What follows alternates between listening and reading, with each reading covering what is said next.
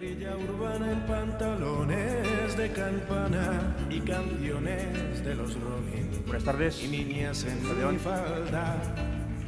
Papá, cuéntame otra vez todo lo que os divertisteis, estropeando la vejez. Vamos concluyendo las jornadas oxidados dictadores. Y como cantaste a ver y ocupasteis la Sorbona en aquel mayo francés de los días de Vincennes.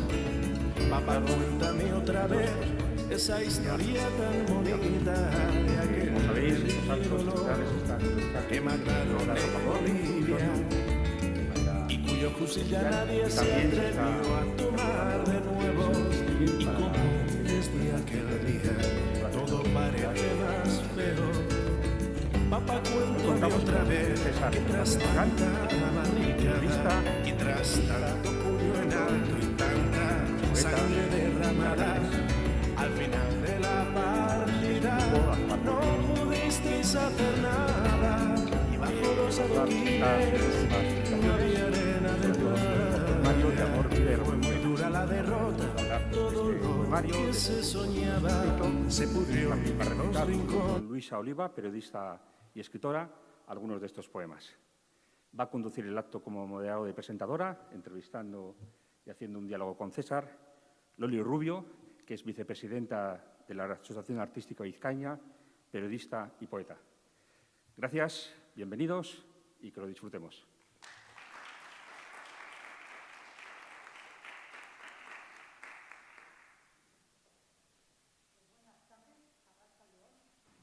Hace un año, en el mes de febrero que estuvimos presentes en este escenario, César, unas cuantas personas más de la Asociación Artística y yo misma. Entonces, primero quiero dedicar un pequeño recuerdo a un querido baracaldés que era Ignacio Sáez Zuazaga, que amaba la poesía como poca gente ha visto, su entusiasmo, y que falleció unos meses después. ¿Le recuerdas? Sí. Recitasteis juntos. Recitamos juntos. Se recitó un poema ya de César, de su poemario anterior, de Requiem en paz, y bueno, resultó un acto muy bonito. Vinimos con un destacado también chistulari, que es Miquel Bilbao.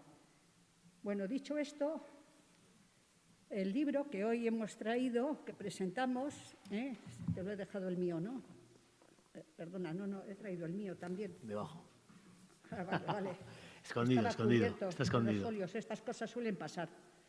Pues como veremos, el título es ya muy especial con lo de amor, vida y revolución. Porque amor y vida son temas... Amor, lo más necesario, ¿no? Y vida, lo más real. Pues luego lo de revolución... Eso te lo dejo a ti, que significar la revolución que estamos haciendo, que estás haciendo o que debemos hacer. La estamos haciendo ahora mismo aquí. Sí.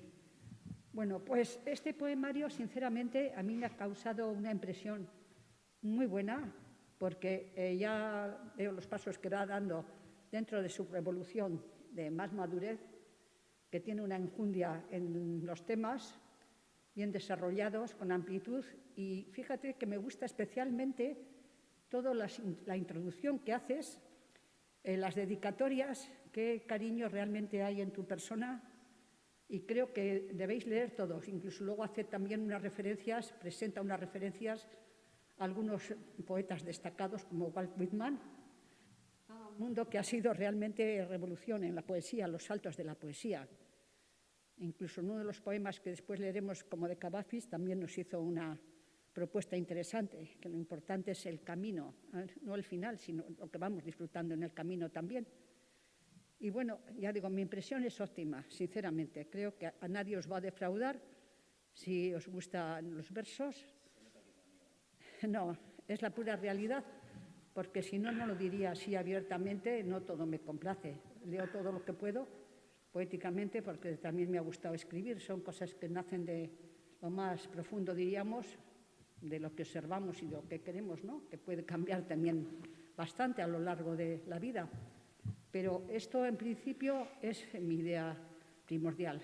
Y como él también hace su propio desarrollo de lo que ha querido transmitirnos, y yo te invito a que leas qué significa este poemario, que está en la contraportada. Sí, en la contraportada explica un poco la vida es curiosa, ¿no? Todo arrancó aquí, en esta misma Casa de Cultura, hace 12 años, cuando yo tenía 30. A pesar de que llevaba escribiendo desde los 14, ¿no? Digamos que ese fue el punto de inflexión en el que yo me atreví a compartir pues todo lo que escribía con la gente, ¿no? Que no es fácil, sobre todo con la poesía, ¿no? Al final estás un poco desnudo.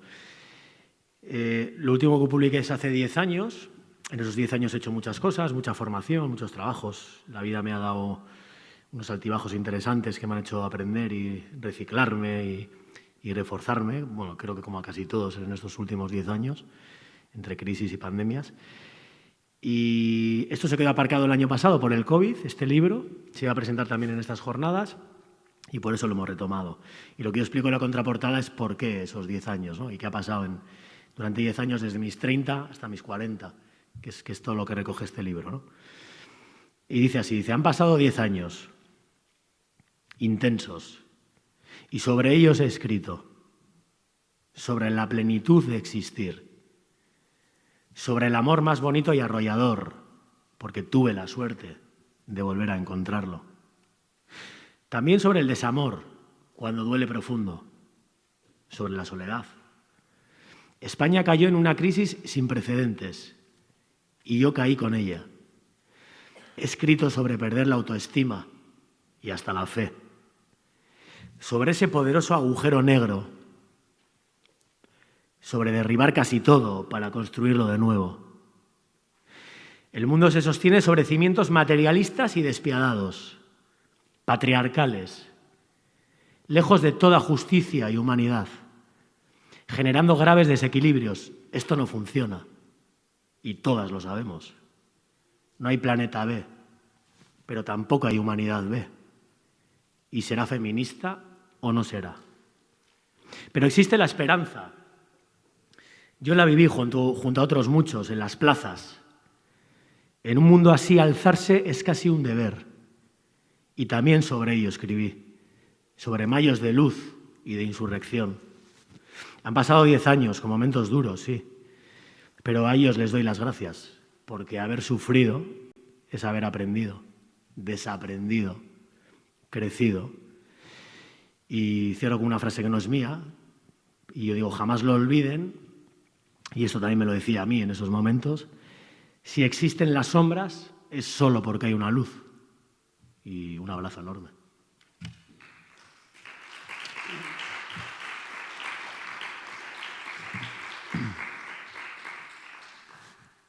Bueno, como podemos observar, escuchar, realmente es la positividad en persona, nuestro querido César. Entonces, yo me pregunto, ¿qué crees que impulsa a escribir versos? Si empezaste a los 14 años o así, ¿qué crees que es lo que nos impulsa a escribir versos? Pues mira, ahora, en todo el tema este de guiones que estamos haciendo en Madrid, los docentes, la gente que lleva toda la vida haciendo esto y dedicándose a esto, siempre menciona mucho que hay formación y que hay una parte que es instinto, que tú no sabes por qué, el instinto está ahí, ¿no? Es como una forma natural. Y yo pues desde muy pequeño ya me expresaba escribiendo, no poesía fue un poquito más tarde. Pero la poesía pues al final también es una forma de procesar lo que estás viviendo en el exterior, reprocesarlo, devolverlo a la página en blanco y de alguna forma entenderlo y entenderte tú.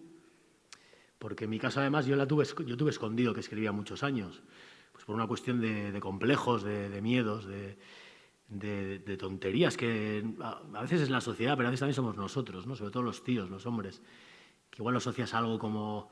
Yo lo asociaba a sensibilidad y la sensibilidad yo no la quería mostrar, me la quería guardar para mí. Sentía que iba a ser recibida como de una forma hostil en el exterior. Todo esto sin pensarlo demasiado, o sea, un mecanismo que automáticamente tú generas sin saber muy bien por qué y se acaba convirtiendo en un lastre, ¿no? Porque estás escondiéndote a ti mismo y negándote a ti mismo. Y bueno, siempre digo que yo, cuando publiqué la primera vez, yo salí del armario. Para mí fue salir del armario, porque yo lo escondía. Mi madre, que si está por ahí, sabe que incluso cuando ganaba algún premio, yo no se lo contaba a nadie. Y bueno, y escribía un poco por eso, por entenderme, por desahogarme, por sentirme menos raro, por un montón de cosas. Cuando me enamoraba, cuando me desenamoraba, cuando sufría por algo, cuando no entendía algo.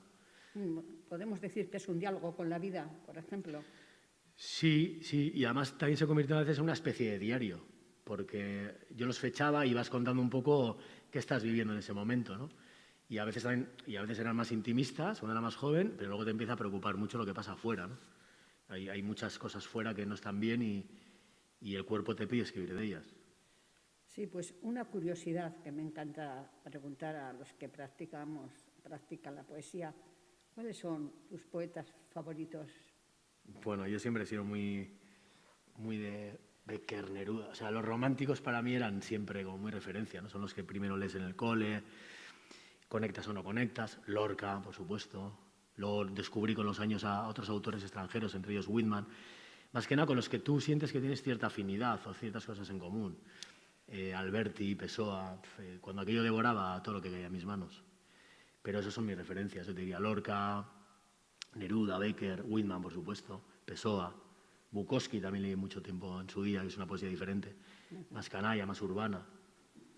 Y esos son un poco los contemporáneos. Octavio Fernández, que en paz descanse, que era un compañero buenísimo, doctor médico de Galdacano, jubilado, sí, y que está a otro nivel. Su poesía, si tenéis oportunidad de leer a Octavio Fernández, le hago un guiño además en mi novela, porque teníamos muy buen rollo y nos teníamos mucho aprecio. Y Octavio era un grande. Si fuera hispanoamericano, seguramente habría ganado un montón de premios. Posiblemente. Sí, él hace referencia a otro compañero de la artística que empezó a escribir, ha escrito igual en su juventud, como hace mucha gente que luego lo abandona porque ha sido médico pediatra, falleció a finales de diciembre del 2019 y todo el mundo le animaba, empezando por Pablo González de Landarica, que siguiera escribiendo, y desde luego tenía una poesía redonda, o sea, magnífica, en el mejor plano, sin nada extraño, pero con unas ideas siempre muy literarias. Otra liga, yo suelo decir que es otra liga. Cuando se jubiló de pediatra es cuando comenzó a escribir, a editar. Sí, eso es. Lo había dejado esos años y tenía, en fin, falleció en esa fecha. Todos estamos muy orgullosos de todos los buenos nombres que nos van quedando de los compañeros. Bueno, pues ahora él es uno de los más jóvenes, también digo, en nuestra agrupación, pero está dando el do de pecho porque sabemos ya que además de este arte de la poesía por el que ha comenzado, se ha decidido a escribir una novela. ¿Es esta? No. Me la acaban de dar, sí, esa misma es. La acabo de coger de la imprenta y está caliente todavía, porque eso es como he parido, o sea, realmente he salido del quirófano hace unas horas, porque me la acaban de dar, para mí es el bebé, el parto más jodido que yo he tenido en toda mi vida. Porque escribir poesía es algo más liviano y más compacto en el tiempo, y el proceso de una novela, bueno, he aprendido lo que es escribir una novela en realidad. El proceso tan largo y de tanta revisión, no estoy tampoco contento al 100%, pero bueno, creo que para ser la primera se va a entender y va el mensaje que yo quiero transmitir. Me está causando muy buena impresión, aunque no la he leído y no es que quiera... Las piernas de mi amigo quedan muy bien en la portada, además. Es un amigo mío al que le engañé para... Sí, no es el salón precisamente que dices, que es nuestro mar, pero... Sí, El Salón de los Pasos Perdidos es mi primera novela y empecé en 2008 a escribirla. Sí. Mi problema es que había... Bueno, esto también podrán dar fe mis difuntos abuelos y mi madre. Pues, yo llevaba escribiendo novela, en realidad prosa, desde los 14 años. También. Muchas páginas, pero no acababa nada. Yo empezaba el subidón de ¡wow, qué tema más bueno! Escribía 200 páginas a mano en un cuaderno y se quedaban ahí, porque ya me había puesto excitado otro tema y me iba de ese y me iba al siguiente, y al siguiente, y al siguiente. Entonces no acababa nada de lo que empezaba, y aunque tuviera mucho curro. Y ya un momento en mi vida que he dicho, eso es retomar algo que empecé en 2008 y que se ha acabado en 2021. Y que es un tema además pues que este año se cumplen 10 años del fin del terrorismo en Euskadi, y me parecía una efeméride. Cuando lo escribí en su día ya iba en esa línea, pero todavía más. Creo que es un tema del que todavía hay que seguir hablando y contar profundidades de todo lo que ha pasado aquí, bajándonos, no en la superficie, en los titulares, sino bajando a mundos interiores de un terrorista, de una madre de un terrorista, de un guardia civil, y meternos bien en su psicología y y fuera de clichés, porque hay muchos clichés hasta en el propio terrorista. Muy bien, pues es que ahora nos falta el tercer arte, que es el séptimo realmente. Ese es el más... En el séptimo arte, como es el cine, ¿te has atrevido también? Ese es el más apasionante. Yo lo estoy descubriendo casi ahora, en tiempo real. Y como herramienta para poder vivir de escribir, porque los libros pues es muy complicado, de hecho es imposible. El periodismo sabemos cómo está y también es bastante imposible. Incluso si ejerces, pues tienes que tener una cierta línea. Y bueno, yo no soy muy de líneas. Y una fórmula interesante es la televisión y el cine. Y había explorado cositas y había tenido como pues productoras que se habían interesado en ideas de programas y me he ido a Madrid, que muchos que estáis aquí ya lo sabéis. Llevo 6 meses viviendo allí y bueno, pues ha sucedido un montón de cosas. Tenemos una película de refugiados sirios que ya está avanzada, que ya hay productoras y están buscando financiación y si todo va bien, pues en 2022-23 la podremos llegar a ese momento mágico que es eterno, porque con este proyecto llevamos 5 años y medio, más otros 2 hasta que se estrene, si se estrena. Pues imaginaros, ¿no? 7 años y medio de proceso, hay que tener paciencia y saber medir y saber no tirar la toalla y seguir ahí constante. Pero si todo va bien, habrá una película sobre una familia refugiada vasco-siria, real, y os vais a quedar pegados al asiento de lo que les pasó y lo que vivieron con unas niñas pequeñas a las que le pilla ahí la guerra de Alepo, unas niñas pequeñas vascas nacidas ya en Euskadi. Y bueno, el objetivo era lo de siempre, ¿no? Que esas realidades no se queden muertas, sino que lleguen a la gente. Y es verdad que sí, en el cine y en la tele hay posibilidades de profesionalizarlo, de escribir. Es difícil, pero tiene buena pinta. Bueno, se me ocurre hasta al hilo de las series que hay ahora turcas, que de la vida, que conozco por suerte al personaje, y es una persona ejemplar, el sirio que será el centro de tu novela, que se puede hacer una serie, inclusive eso se puede ampliar basándose en esa historia. Lo tratamos un poco de tunear como serie para Netflix y para HBO y se lo presentamos, pero todo el mundo ya lo veíamos más como película. Además es una película que, si sale como está en el guión, que ya lo hemos acabado, yo le veo un montón de posibilidades de festivales y ojalá que si la directora, no podemos decir quién es todavía, pero es una directora ya con callo, tiene muchas posibilidades de que tenga repercusión por la historia que es. Yo haría previsión de que puede ser incluso un éxito mundial, porque el tema de Siria no es algo local, algo de este país, sino que es algo que está afectando a todo el mundo y hace años. Ojalá, porque cuando tú quieres lanzar un mensaje de ese tipo, que es denunciando pues, muchas cosas que pasan, cuanto más repercusión mejor. Va a haber una coproducción francesa también y Francia sabemos que tiene mucho tirón. Es difícil, es un camino... Es largo y de perseverancia, de ser muy cabezota. A veces te desanimas, a veces te impacientas, pero bueno, la cosa es que ya está cada vez más cerca y que puede ser. Y estamos trabajando también en una serie, en un thriller, porque yo no había hecho mucha ficción, siempre había hecho realidad emocional y en un thriller, una idea mía que tuve muy loca allí y hay otro loco, más loco que yo todavía, que se ha unido al proyecto y que lleva muchos años haciendo guiones y trabajando en series de televisión y que lo ve más claro que yo. Entonces me está animando a, oye, tío, que sí, que con esto la vamos a liar. Y estamos un poco trabajando en ello. Es un asesino en serie y una serie de un tema que no se ha tratado mucho todavía en la televisión ni en las plataformas. Yo sí lo veo, yo tengo buen feeling, pero a seguir currando y veamos qué pasa. Sí, siempre se dice muy ciertamente que las musas te encuentren trabajando, ¿no? Que las musas te pillen trabajando. Me encanta esa frase porque es así. O sea. Sí, pero lo admirable de tu empeño es que yo intuyo que vas a conseguir muchas cosas, porque tienes capacidades que sabes desarrollarlas y te empeñas y está detrás un talento interesante, que estás al día en todas las cuestiones que son vitales, diríamos, ¿eh? Yo, fíjate, tengo 42 tacos y esto lo podía haber hecho mucho antes. Sí, es verdad que creo que cuando lo tienes que tener muy claro y la apuesta tiene que ser determinada.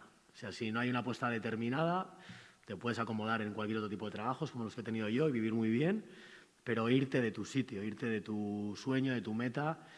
Y la verdad es que estos años me han servido mucho para reflexionar, ¿no? A qué dirección quería ir en mi vida. También la edad. Antes hablábamos por ahí con una compañera de la edad.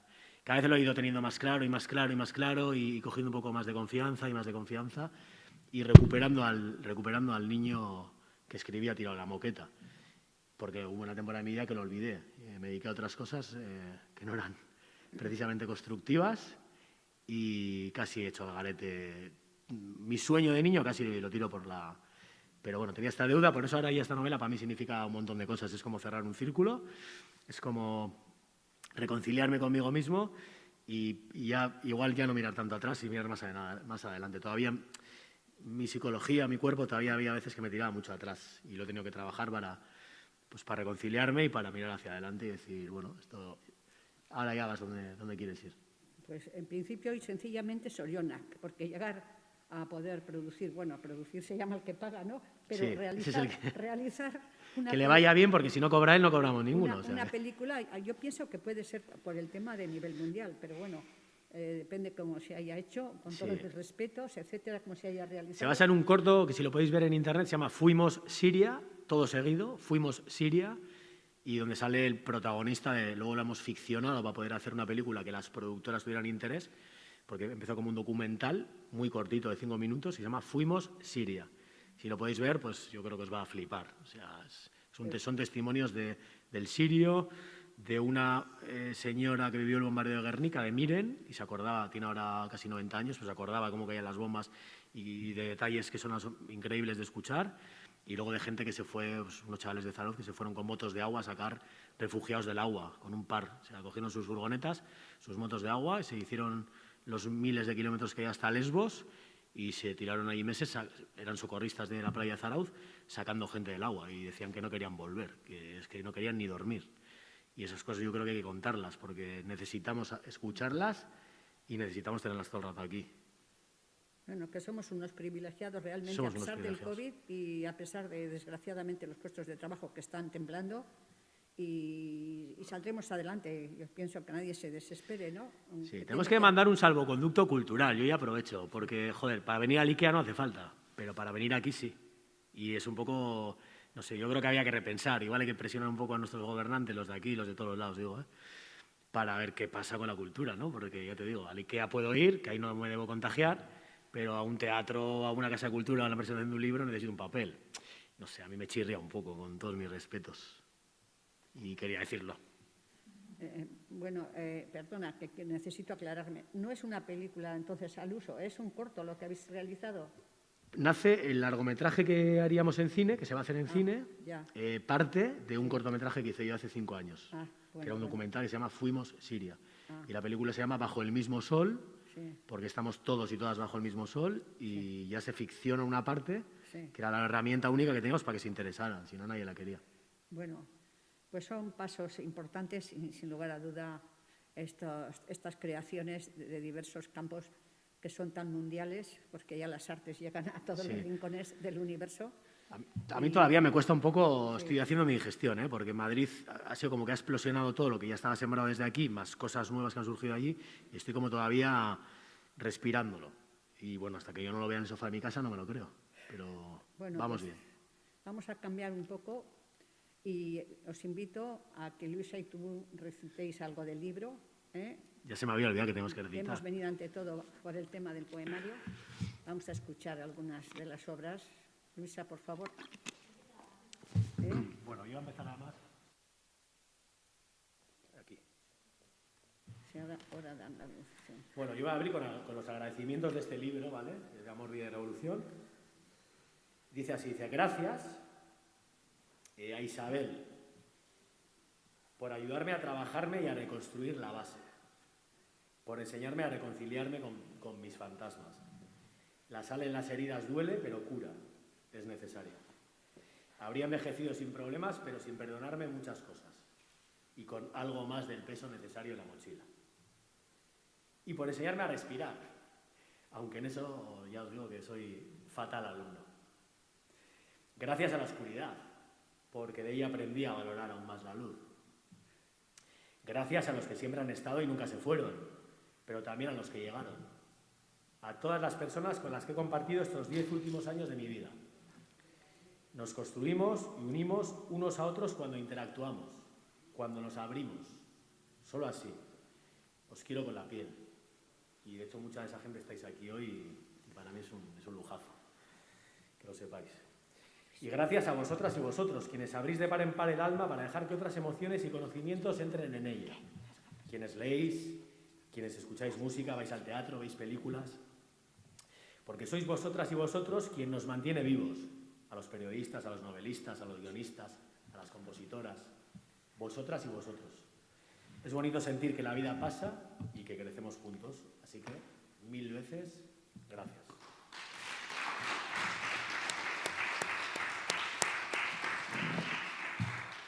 Bueno, muchísimas gracias por estar esta tarde aquí. Y me gustaría transmitir también para los que están en casa que esta sala yo creo que tiene un aforo de, no sé, 150 personas. Yo me atrevería a decir que aprieta los 200 y estamos aquí 35. O sea que está siendo un evento totalmente seguro y espero en el que estéis disfrutando un montón. Bueno, yo quería hacer una pequeña introducción respecto a lo que vais a encontrar en el poemario de César, ¿no? Porque hasta ahora lo que yo he leído de César diréis que tiene en común con esta chica que pinta aquí de pegote, ¿no? Que yo creo que a César y a mí nos gusta hablar de lo que sucede en el día a día sin caer en lugares comunes, o bueno, o cayendo en ellos, pero para hablar de cosas que nos trascienden, ¿no? Entonces a mí este poema me inspira muchísimas cosas e incluso habla de un debate que ha estado en la historia de la filosofía y la poesía, pues no sé, diría desde Platón, que es la dicotomía entre la forma y la esencia de las cosas. Y bueno, ya paro la charla y me pongo a citar. Líbreme Dios de lo banal, de lo vacío, de lo vacuo. Revuélvase mis entrañas cuando me deje embriagar por la forma, por el artificio, por lo vano. Córtenme los dedos de la zurda uno a uno si sucumbo a la pedancia. Arránqueme el corazón de cuajo por vestirme de domingo y de punta en blanco si cubro en demasía la carne imperfecta que habita debajo. La sangre roja y caliente de mi tuétano.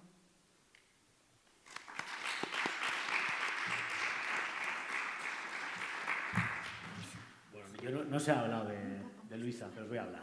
Yo sé que ella no quiere. Bueno, yo la conozco de la poesía.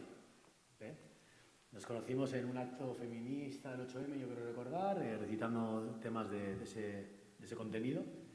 Conectamos súper rápido. Ella es de Madrid, hemos hecho el viaje inverso. La tenemos aquí, es un lujo, porque no sabéis qué mente privilegiada tiene para todo en general. Para crear, para editar, para visualizar imágenes en cine y hacer un montón de cosas. Y seguro que vamos a hacer algún proyecto juntos, porque ya estamos maquinando algo en lo que también es instigadora un poco Loli. Loli totalmente de maestra de ceremonias, he de decir, ¿eh? Sí, ya te lo contaremos, Loli, que tú todavía no lo sabes. Pero vamos a hacer un guioncito que te va a molar, vale. Y que mil gracias a las dos también, que luego lo diré otra vez, porque las quiero un montón. Y os voy a recitar uno de amor, uno de vida y uno de revolución. Y este de amor se llama Domingos de Gloria Bendita. Este nace de una carta de amor que yo presenté a unos concursos y los mandé como a varios en prosa. Empecé a escribir en prosa aquel año, hace unos 12 o 13 por ahí. Y justo pues hubo 2 concursos donde me dieron una mención de un premio y dije, joder, pues voy a hacer un poema con esta carta que me parecía como muy, muy poética. Y dice así: no existen días mejores que los de mañana sin prisas, recién despiertos, bajo una maraña de mantas cálidas, ardiendo de ti y de mí.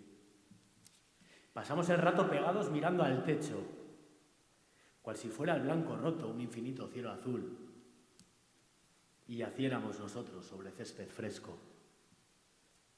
Y juntos volvemos al principio de todo, y somos de nuevo entonces amantes y amigos, chiquillos que se cortejan, citas de teatro los domingos, paraguas bajo la tormenta, abril de mariposas bajo el abrigo. Sin hacer caso al reloj, móviles apagados. Paramos el mundo en un silencio elegido. Y yo solo escucho cómo respiras. Y tú, cómo respiro. Y entonces jugamos a cosas sencillas. A poner los universos patas arriba. A contarte las estrellas y bajarte los planetas. A tumbar, qué divertido, las fórmulas de la física. A boicotear las matemáticas de la rutina. Desnudando lo cortés y lo valiente, y hasta lo frívolo, bendita risa. Y entonces, pido turno de palabra, y tú, pobrecita, sufres estoicamente mis pájaros en la cabeza, las hadas, los sueños, las embestidas, El niño que lucha contra gigantes. Pero amor, si son molinos. Qué jodida es la utopía. Aguantas porque me quieres, supongo. Y porque sabes que traigo esta cruz, qué marrón, de la poesía. Y acude tu risa a volcarlo todo. Y me llamas tonto. Y yo me río contigo de ese que cree que todo lo sabe. Del niño, del poeta. Del que sueña escuchar a un hijo la palabra padre. Y a mí en ese instante me pareces etérea. Espejismo en este mar de la existencia. Y entonces, en ese preciso momento, se me eriza el vello de quererte. Y ese día, si amanece la mañana de mantequilla y rutina, nada te inquiete, mi vida. Contigo hasta el pan quemado me sabe a gloria bendita.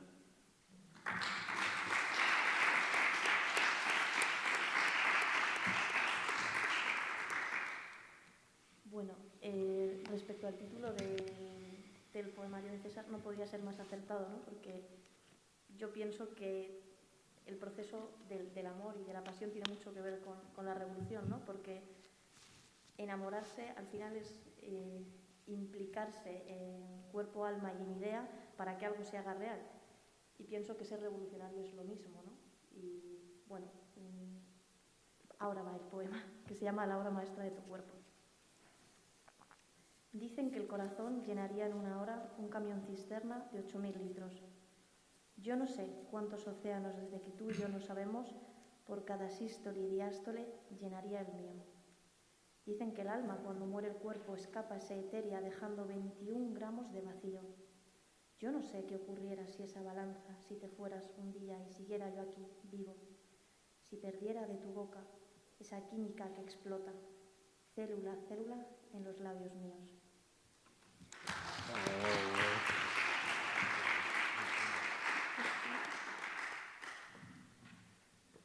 Es algo, yo me supongo que les pasará también a los guionistas, ¿no? Cuando de repente ven algo que ellos han escrito en boca de un actor, yo lo empiezo a vivir ahora en Madrid, y flipas porque dices, eso no es mío, eso no lo he escrito yo.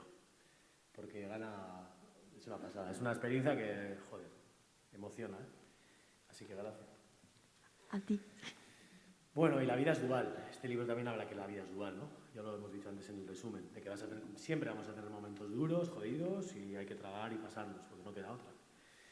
Y de esa dualidad, mira, quería hablar, antes estamos hablando de que igual hablamos un poco del tema del COVID, ¿no? De todo esto que está pasando ahora, que ya llevamos un añito metidos en el lío. Y yo voy a hablar un poco de la relatividad. Me voy a permitir aquí 2 minutos. De que al final todo es muy relativo. O sea, en el sentido más, puede parecer duro y frío lo que voy a decir, ¿eh? En el sentido más existencialista de la historia. Es decir, joder, no sé cómo decirlo. Estamos todos expuestos a un riesgo que es de morir. Estamos hablando de la muerte. No estamos hablando de ninguna tontería. Yo que trabajo en un hospital y lo vi en el primer tsunami en primera persona, lo pude ver. Pero dicho lo cual, o sea, tenemos que intentar todo relativizar, todo. No voy a hablar solo del COVID, hablo ya de los problemas, de las enfermedades, de los reveses, de los desamores, de todo lo que nos pase, porque en realidad todo lo que nos pasa es porque estamos vivos, porque estamos aquí, porque es un regalo que estemos aquí, o sea, aunque a veces nos cueste verlo, ¿no? O sea, de hecho es un milagro que estemos vivos, y lo he visto más, es una especie de milagro que estemos vivos. Entonces, todo lo que nos pueda pasar yo creo que es relativo. Y hay que intentar relativizarlo. Y la clave es vivir. O sea, la clave es vivir. O sea, el ratito que estemos aquí es aprovecharlo. Porque a veces puedes morirte en vida también. Puedes estar vivo, pero... Y es un poco reflexionando estos días sobre estos temas. Sí, yo quería apostillar un poco lo que dice César, que en el fondo... Bueno, yo también soy una tímida literaria como César, pero bueno, como ahora estoy aquí infiltrada en Euskadi, pues bueno, como que me suelta un poco la melena, ¿no? Parece muy triste que haya tenido que pasar la tragedia humana, económica y me atrevo a decir que medioambiental en el futuro, que va a llegar respecto al COVID, con una pandemia. O sea, que nos hayamos tenido que dar cuenta de la fragilidad de la vida, del valor de la cultura. Han subido las lecturas en digital y en papel a raíz del COVID una barbaridad y que hayamos tenido que volver a lo esencial a raíz de la tragedia, ¿no? O sea, sería bonito que la próxima vez que nos pillara una tragedia, pues ya hubiésemos traído los deberes hechos y hubiésemos reflexionado. Sí, totalmente.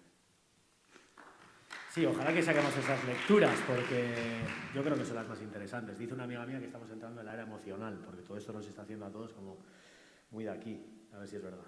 Pues yo creo que es el mejor camino para casi todo. Bueno, pues esto habla de cuando no estás tan bien, cuando todo está bonito y aún así, pues seguimos vivos. Se llama Cal y Canto. Puede que la vida siga aconteciendo ahí fuera y que la primavera lo esté preñando todo de plenitud y de colores. Yo lo desconozco desde mi ausencia. Puede. Puede que todo siga deviniendo como si nada ahí fuera. Puede. Mas yo solo quiero que se desaten las tormentas furiosas y que todo se torne plomizo y que la ciudad oscurezca y que llueva. Sí, así, que llueva. Yo solo quiero bajar todas las persianas a cal y canto, contraído en esta paz de mis tinieblas, parar todos los relojes y descansar unas horas de la existencia. Puede que sí.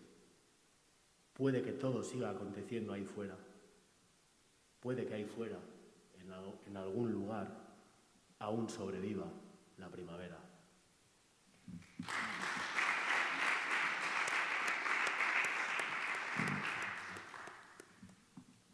Bueno, al principio del acto, no sé, los que habéis llegado antes, estábamos poniendo una canción que a mí me parece ya mítica, aunque no tiene más de 50 años desde luego, yo creo que la canción tiene 10 años aproximadamente, que se llama Papá, cuéntame otra vez, de Ismael Serrano, ¿no? que habla de las revoluciones urbanas, las revoluciones burguesas, las revoluciones más cercanas, ¿no? Entonces, a mí esta canción siempre me remueve mucho, ¿no? y me lleva a esos momentos en los que yo con 17, 18 años, no sabía por qué, pero sabía que había que estar en el movimiento 15M, que también coincide el 10º aniversario con la dejada de las armas de ETA. Interesante que esas dos revoluciones, la de cambiar el sistema y la de abandonar la violencia, pasaran el mismo año, para darle una vuelta, lo dejo ahí, ¿no? Entonces, yo creo que la ficción también nos construye, como a mí esa canción me ha llegado, y me parece muy interesante que César en el poemario haya incluido un poema que se llama 17.000, que es el que voy a recitar ahora, que habla del movimiento 15M y de las 17.000 personas que en España se quitaron la vida por motivos económicos durante la crisis. Y dice César, ya no podrán luchar por un futuro mejor ni por el de sus hijos. Vergüenza. Entonces, bueno, yo creo que todos debemos denunciar y condenar la violencia, pero también recordar que violento es no llegar a fin de mes. 17.000. Hubo un tiempo, sí, hubo un tiempo. No hubo claveles en los fusiles porque ya, arrancados todos, yermos y esquilmados, quedaron los jardines. Y solo hubo entonces bulevares de farolas que, tronchadas como sueños, no daban luz ni esperanza. Y relojes consistoriales de agujas rotas, corrompidos los minutos y las horas y las almas. Columpios huérfanos en los parques, rectorados sin mochilas ni proclamas. Plazas solitarias. Hubo un tiempo, sí, hubo un tiempo, en el que el pueblo soberano, ya irredento para siempre, blandió firme en la calle todas las convicciones, armado por fin de luz y de conciencia. Los indecisos vencieron el miedo, y las almas somnolientas despertaron catalizadas, gritando a pulmones llenos la utopía en todas las callejas y ventanas, y todas las voces dispersas clamaron entonces, juntas por boca de una garganta. Hubo un tiempo, sí, hubo un tiempo, en el que el pómulo aplastado reunió como David todo el valor y toda la rabia, y alzada poderosa su onda al viento como el gigante Goliat, cayeron las ágoras, infectadas como estaban de tiranos y sátrapas. Hubo un tiempo, sí, hubo un tiempo, en el que el pueblo tomó de nuevo las calles y las plazas, preñándolas todas de luces fulgentes, de colores y de palabras, de versos libres, de canciones, de esperanza, de manos alzadas al viento como palomas blancas, y zafados ya del opio y de la ceguera, florecieron entre adoquines, bellas e indestructibles, de nuevo las primaveras. Y no sé si acaso fue cierto, o que un servidor lo soñara, mas creí ver a lo lejos que tumbas las falacias, emergió servir al pueblo, nueva y radiante, la democracia.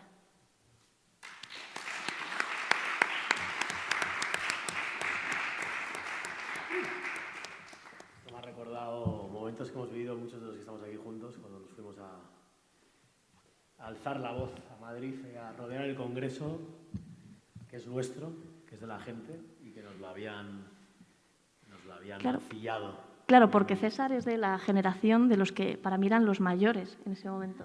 Somos, muy a mi pesar. Luisa, no hace falta tampoco igual que lo digas.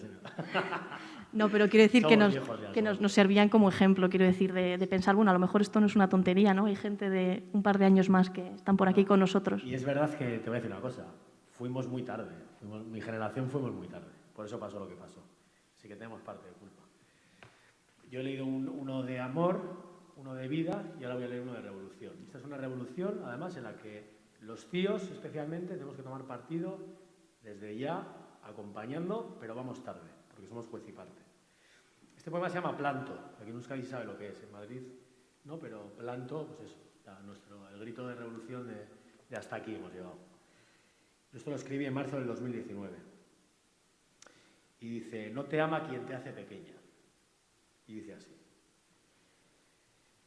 Contra este machista que escribe, aun nacido en vientre de mujer. Contra ese calaña cobarde, escoria que un día será vencida. Planto. Al que hace del hogar tu infierno y al que si rechistas te la ganas. Al de en mi casa lo que diga yo y te callas. Y la cena puesta en la mesa cuando yo le ordeno y mando, solo faltaba. Planto. Al de perdona, cariño, esta hostia era la última. Al de si es que yo no te las doy, eres tú que te las ganas. Al de enséñame ahora mismo el teléfono y tus WhatsApps. Al de ese escote tú no lo llevas y tú no sales sin mí. ¿Y dónde vas con esa falda? Planto. Al que en cuanto cruzas esa puerta te vuelve desconocida. Al que no te asesina y te deja vivir, porque ya te tiene muerta en vida.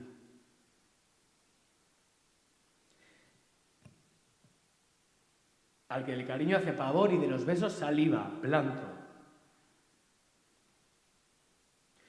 Al que lo único que tiene en su cerebro es pequeñez, complejo y desalma. Al que te aplasta queriendo hacerte pequeña porque se sabe minúsculo y te ve giganta, Planto. No estás sola, recuerda, no estás sola. Hombre nací, mas reniego del macho. Ser humano antes que nada. Ni un minuto más, no esperes, grita, llama a tu manada. Si te matan a ti, yo también sangro, hermano.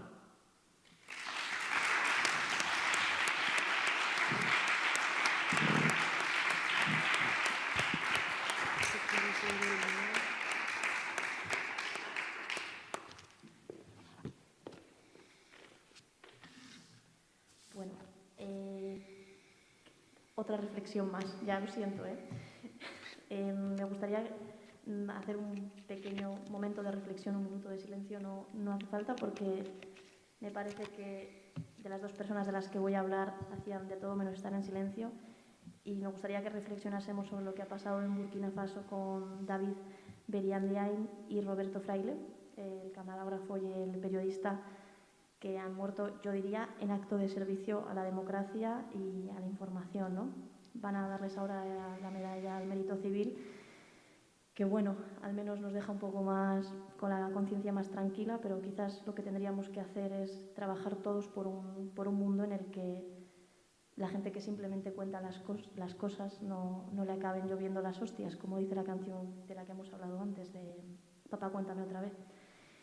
Entonces, bueno, hay un poema de César que a mí me gusta mucho, que se llama De banderas y de abrigos, y aunque suene un poco cursi, pero bueno, me voy a atrever a ser cursi, me gustaría que saliéramos pensando que la bandera que tenemos que tener es la del cambio, el de mejorar todos juntos, y el abrigo pues tiene que ser el del amor, porque estamos en la época, como ha dicho César, de los cuidados, de volver a los sentimientos y de crecer todos juntos, ¿no? Entonces, este poema hablas de la relación entre el significante y el significado de las banderas y si realmente no son o no nos son tan útiles. de banderas y de abrigos. ¿Y qué pasaría si cogiéramos las fronteras de los mapas y se hicieran 1000 pedazos esas líneas divisorias? ¿Y si las convirtiéramos en lazos? ¿Y qué pasaría si cogiéramos todas las banderas y dejáramos los mástiles desnudos, sin esos pedazos de tela que tan solo son trapos? ¿Qué pasaría si las metiéramos todas en lejía? ¿Y si fueran todas en señas blancas, impolutas e inmaculadas? ¿Habría acaso entonces voces discordantes y fanáticas? ¿Y qué pasaría si hiciéramos con ellas abrigos para el invierno, para los que no tienen techo, o pañuelos para las lágrimas de quien no tiene más patria que el desconsuelo? ¿Qué le importa a quien muere de hambre tu frontera y tu bandera? ¿Qué le importan tus soflanas y tus guerras?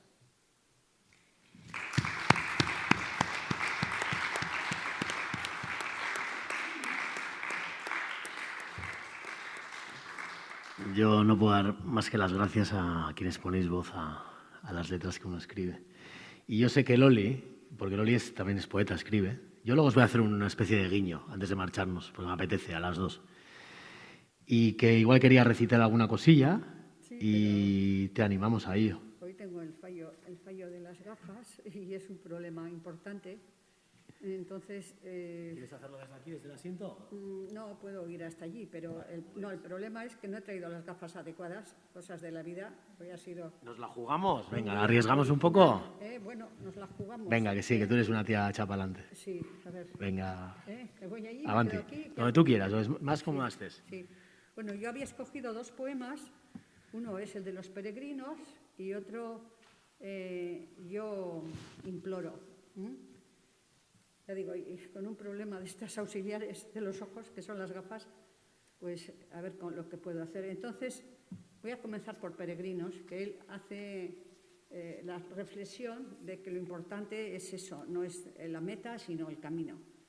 Todo tiene su importancia, estamos en torno a una meta, pero cómo se camine ya es otro tema. Pero antes incluso quiero felicitarle a tu madre, que te ha traído al mundo, y a ti. Pobrecita. Sí, con la ayuda de tu padre, claro. Pobrecita. Entonces, que tiene su mérito. Se ha ganado. Estoy enferma, pero para que no cambies mucho, porque creo que eres una persona transparente, que no abunda, y que al mismo tiempo eres abierta y quieres un mundo mejor realmente. Sí, o sea, no solo eso lo he heredado de ella y de mis abuelos. Que no solo para ti, sino para los demás. Siempre. Para nosotros mismos queremos todo, pero para los demás... Vivimos en equipo. O sea, tu actitud abierta es más que maravillosa, de verdad. Es una persona para mí extra. Entonces, en Peregrinos, más o menos dice, ¿y qué es vivir, al fin y al cabo, sino transmitir hacia algún lugar desconocido donde vamos? ¿Y qué es sino hacer de los pasos siempre camino? A veces, perdona, ya no puedo bien, no, y a veces perdidos.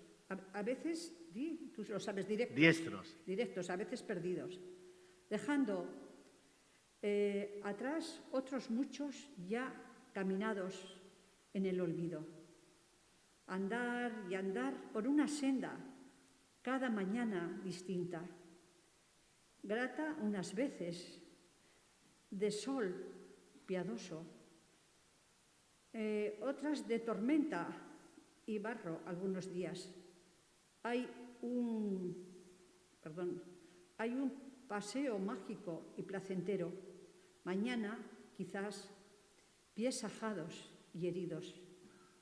Hoy, quizás, algún anhelo alegran sueños, alguna rosa. Mañana, quizás, alguna cruz, algunas penas, alguna espina.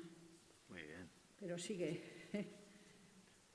Y andamos, quizás, para no rendirnos, tropa de niños ilusos luchando contra el destino, obstinados en la idea de otra senda, más allá, donde hacer camino.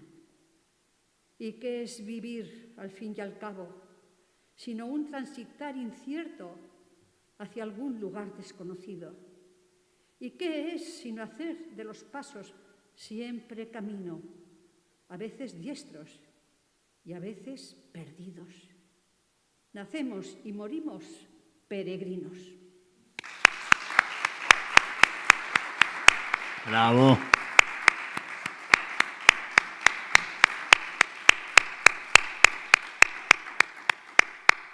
Bueno, es que esa letra era más grande. Mira la fotocopiadora. La has leído muy bien aún así, ¿eh? Sí. Todo perfecto. Bueno, es que esta te voy a pedir que la leas tú, que Sí. es más íntima y la letra es más pequeña.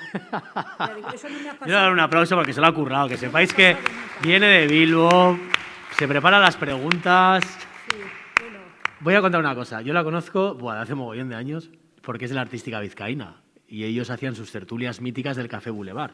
Este año han cumplido 75 años dando calor a la poesía y a los poetas. El año pasado, es verdad. 76 que no, cuidado, no os quito años. Casi nada, 76 años dando calor a la poesía y a los poetas, porque yo iba allí a escondidas cuando era muy pequeño a verles, porque decía, a ver, ¿dónde hay locos? ¿Dónde hay más locos como yo? Así que de la poesía, yo iba allí, porque veía en el correo tertulias poéticas. 29 años. Y yo me colaba allí, un niño friki, al fondo, porque me daba mucha vergüenza y no quería que me viera nadie, porque yo no sabía qué les iba a decir, ¿por qué estaba yo allí? Yo no se lo quería contar a nadie. Y veía cómo recitaban, a veces con piano, y un día me atreví y leí a alguien unos versos, que fue María Ángeles Pérez Ondivila, y lo leyó. Dijo, trae para acá, ¿quién es este niño adolescente o veinteañero? No sé cuántos años tenía ya. Y lo leyó y yo me quedé flipado. Y dije, hostia, que no es tan malo, que este poema no es tan malo, joder.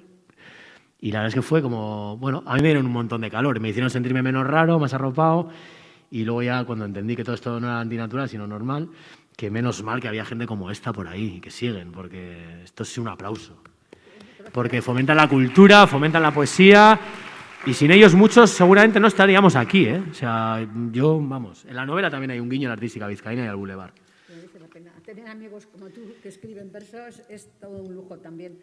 Y me habías traído un poema que decías que te gustaba especialmente, de versos. Sí, luego voy a... Es que era mi sorpresa. Ah, perdona. Entonces, como nos da tiempo... Perdona. Era mi sorpresa, pero tú ya te lo intuías entonces, ¿no? No era tan sorpresa, vale. No, es que ya le había dicho que... Quería hablar dos cosas, solo ya que has nombrado la vizcaína. Una, Vale. que tenemos concurso de poesía precisamente en mayo. El año pasado por el COVID no se celebró. Grabamos muchos vídeos el año pasado de las lecturas de Don Quijote, todo. Estuvimos en las redes bastante. Te voy a invitar a una cosa. Este nos lo saltamos, que no importa. Ya hemos hablado mucho de mí, de mi libro. Vale. Y vamos a leer, porque yo quiero leer dos cosas de ellas dos. Y luego ya les contamos un poco lo que queramos, ¿te parece? Gracias. Sí, sí, porque nos ya se admitís. escribe. Y escribe Si muy nos bien. admitís, son las 8 menos 10 y hay que terminar en punto pasado. Estamos con el tiempo, no sé. Aquí como está. Voy a el leer foto, sí. dos cosas de ellas. Escriben muy bien, a mí me encanta. Bueno, Y es verdad que me lo había leído antes, ya me he estado seleccionando. Y como nos da tiempo, pues vamos a leer. Vamos a empezar por Loli, que es la más joven. Y luego ya nos vamos con Lulu, que es la más vieja. Este se llama Abril. Y es que venía al pelo. Bueno, por cierto, 30 de abril. Mes bonito está siendo y vaya guinda más bonita para un mes que yo no viví el año pasado. Me lo robó la vida y ahora me lo está pagando, pero bien. Así que nada, abril. Dice así, Loli Rubio. Abril y viernes, con lluvia de esperanzas. Es que encima es viernes. Que sepas que esto no lo... Abril, con el sol que nos ha obsequiado y volverá. Las flores del ánimo de nuevo asoman, rompen y matizan aromas del sentir. Las calas y hortensias, el ciclamen y el clavel, lilas y margaritas, pensamientos y tulipanes, en los llanos y en las huertas, en veredas de los caminos, en bellas macetas que puedo observar, en los jardines públicos añadidos a la ciudad. Ya sonríe el alma con luz entre nubes. Ya el agua sosiega, equilibra, renueva temores y tanto vaivén. Refresca las calles y patios, el aire, la tierra y también mi ser. ¡Wow! Un aplauso.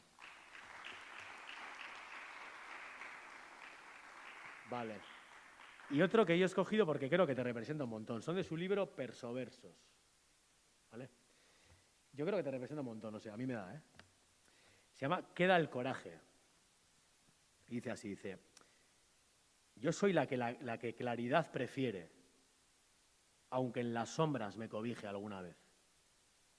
Reniego de la hipocresía que malhiere y de quien ante la verdad se escurre como pez. Conmueven mi alma amplios egoísmos, dictaduras de espadas invisibles sin fin, palabras como látigos de quien vive en istmos, que su conciencia ha creado en cerrado trajín. Persigo la luz que en justicia se halla, aunque es dama difícil de ver, y día a día mi ser por ella batalla. Y aunque muchas lunas he podido vivir, he prometido al sol de la mañana apartar oscuridades y aclarar mi sentir.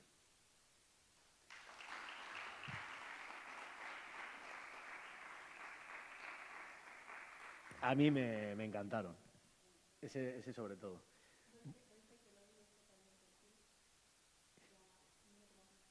He trabajado, perdón, quiero decir que doy fe de que Loli es así.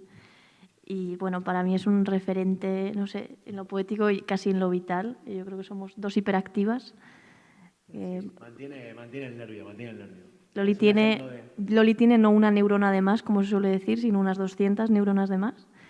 Y eso le da una visión a veces muy panorámica y muy interesante. Y nada, yo agradecerle que esté aquí, agradecerme cómo me ha acogido en la asociación artística, el trabajo que hemos hecho en el poemario junto con John, que anda por ahí en la sombra. Y nada, que doy fe totalmente de lo que opina César sobre Loli, nada más. Bueno, Es que es verdad, todo es verdad. muchas gracias y sin exagerar. Nada, esto con unos cafés, en paz, pachas. Yo quiero leer algo que también me dejó muy flipado. Yo se lo había dicho a ella, porque yo sabía que escribía, pero no había leído cosas suyas. Y el otro día me mandó una cosa que tiene en YouTube también colgada, recitada por ella, que lo lee mucho mejor que yo. Y es que me encantó. Iba a leer uno cortito de Bilbao, lo voy a leer igualmente, pero y ya con esto concluimos. Es un poema de Luisa Oliva que se llama Cuadro de luces. Vale. Esta mañana me he levantado. Como se sacude el suicida del lodo de un estanque en el que se metió huyendo de algo. Y el estanque lo arrojó, lo proyectó, lo vomitó hasta la orilla. Esta mañana, no sé cómo, me he levantado, habiendo dormido en la postura más extraña, en el rincón más duro de mi alma. Esta mañana me he despertado y no había nadie. No había nadie en las habitaciones contiguas. Ni cariño de esta cárcel que en el móvil guardo como casa. Esta mañana me he despertado con casi 40 grados de más y toda la despensa del mundo vacía de besos. No sé cómo hago esta receta de versos sin el ingrediente principal, ya que no tengo de unos que me floten estos otros. Es un fragmento de algo más largo y creedme que merece la pena ser escuchado y leído entero, ¿eh? Y bueno, yo no me sé la dirección de YouTube, pero seguro que si ponen Cuadro de luces, Luisa Oliva, aunque le dé vergüenza, lo vais a poder escuchar y vais a flipar, porque es muy bueno. Y luego nos ha hecho un homenaje a Bilbao. Aquí la madrila está, la chulapa chulita. Que los de Bilbao nacemos donde queremos, ¿no lo sabéis o qué? Me ha parecido muy bonito y, joder, está guay. Se nota que le estás cogiendo el rollo. Dice, soy eso pegado a tu abrigo. Bueno, se llama, estoy en todas partes, pero soy de Bilbao. Ya, ahí ha ganado. Soy eso pegado a tu abrigo que lucha contra el viento en invierno. Soy eso que se desliza por tu paraguas mientras me pego a tu aliento. Soy la que corre río abajo buscando desbocada el mar. Estoy en lo más alto de la más brillante ventana de la Torre Iberdrola. Soy lo que se precipita desde la frente de un jugador a la hierba de San Mamés. Soy eso que se pega a los cristales azules, verdes o rojos en la Gran Vía. Soy eso que titila en los ojos de los amantes en las 7 calles. Soy eso que hace brillar al Guggenheim. Soy eso que repta desde el parque de Doña Casilda a las fuentes de los jardines de Albia. Soy eso que perfuma de blanca niebla los despertares del invierno, que serpentea por todas y cada una de las baldosas. Soy eso que permanece en todas y cada una de las ventanas en el tiempo. Soy eso que repta hacia el interior de las ventanas de las poliédricas casas de la capital del mundo. Eso que suda tras el cristal en las tardes de invierno. Soy una inmortal gota de agua en Bilbao.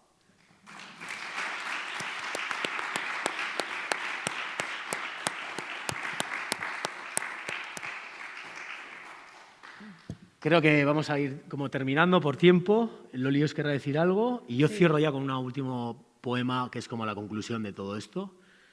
Y me callo ya. 2 cositas. ¿Os gusta recitar a algunos de los que estáis aquí? ¿Os gustaría?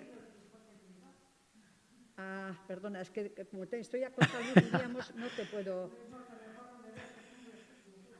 No te puedo ver ahora, pero... Sí, organiza una lectura muy bonita del Quijote de la Artística. Sí. Este año ha sido en el Arriaga, ha sido un lujo. Hemos estado 53 personas, empezando por la sustitución. Porque ellos siguen haciendo tertulias en tiempos COVID, cumpliendo toda la normativa, pero siguen al pie del cañón y... Tertulias, hemos hecho 1036 tertulias poéticas. Antes sigue siendo todos los martes, ¿no? Todos los martes. Ahora quincenalmente, con el COVID, o sea, estuvimos parados en los primeros meses, claro, estábamos encerrados. Y después ya lo hemos retomado en octubre. Y ahora el edificio de la Bolsa del Casco Viejo de Bilbao, si no me equivoco. Sí, es Palacio Ion. Está ahí al fondo de Santa María, si entráis por la ría. Martes sí, martes no, a las 7. Sí, hicimos este martes, precisamente tratamos el tema de Guernica y luego leímos, pues eso, poemas antibelicistas y todo referente al tema. Cada martes tenemos un tema, o sea, y luego a veces es poesía propia, llevamos lo que a cada una nos gusta o que nos gusta de otros autores. Y al hilo de eso quería deciros que tenemos ya el 33 concurso de recitación, que se dan 3 premios de 150, 100 y 50 euros los últimos martes de mayo. Como estamos ya mañana en mayo, si alguien quiere apuntarse no hay que pagar ninguna inscripción, sino, ya os diría las condiciones, algunos tenéis interés, luego me para recitar, mira, oye, si os apetece. Cuando terminemos el acto, sí, o sea que estáis invitados a todos los actos nuestros, en general son públicos, igual que hicimos aquí en febrero del año pasado con el tema de poetas vascos. Y yo recité uno dedicado a Andalucía, blanco que quiero el blanco, no ni amarillo. Sí. Estuvo muy bonito. Sí. ¿Qué tiempos aquellos antes del COVID? Sí, bueno, todo nos enseña en la vida. Lo malo es la gente que va detrás, bueno, que se ha ido quedando en la cuneta. Entonces, una cosa quiero pedirte. Dime. Que no pierdas la sencillez, que triunfes lo que sea. Ya vamos tarde para eso. Que no pierdas la sencillez, o sea que... Ni el humor. El humor a veces hay días que se puede perder un poco. A mí me cuesta, pero algún día lo he perdido. Sí, bueno. Y quiero cerrar con uno, y ya nos despedimos, y con esto ya acabamos. Se llama La Flaca, ¿vale? Está dedicado a Pau Donés, pero no a Pau Donés, a todos los Pau Donés. Y a esa filosofía que yo hablaba antes, de que realmente estamos aquí en una especie de regalo y que, aunque duela, como dice también alguna canción, aunque a veces duela, pues merece la pena vivirlo y probar y acierto error, y si una cosa no te sale bien, pues te saldrá la siguiente, pero que merece la pena tomar una rosa aunque te claves una espina. Y esto me lo voy a llevar hasta mi tumba, hasta el último día. El poema se llama La Flaca y dice así: la vida pasa y aprendemos con los años a mirarnos más de frente y a aceptarnos las arrugas y los fallos y el desamor con un poco de suerte. El espejo no hace trampas, te sabe seguro inseguro, te sabe cobarde valiente. Carne soñadora hasta en los huesos, aunque a veces, como la vida, duelen. Dijo el flaco, no lo olviden, que aun con todo, vivir es lo urgente. Y vivir es soñar, y soñar es luchar, y aunque cueste, vivir es lo urgente. No dejen jamás de creer. Solo a quien renuncia lo vencen.